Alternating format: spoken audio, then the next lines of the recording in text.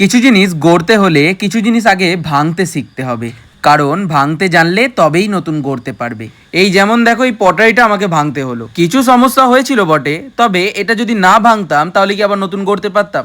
ওটা ভেঙেছি বলেই নতুন কিছু আবার বানিয়েছি। Anyways, hi, I am Nath, আর আমি একজন আর্ট কলেজের স্টুডেন্ট।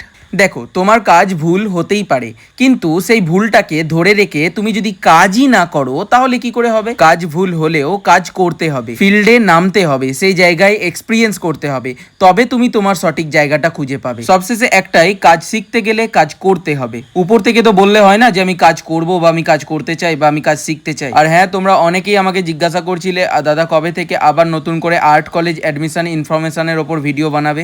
এবছরের এন্ট্রান্স এক্সাম প্রসিডিওর কমপ্লিট হয়ে গেলেই আমি আবার নতুন করে ভিডিও শুরু করব।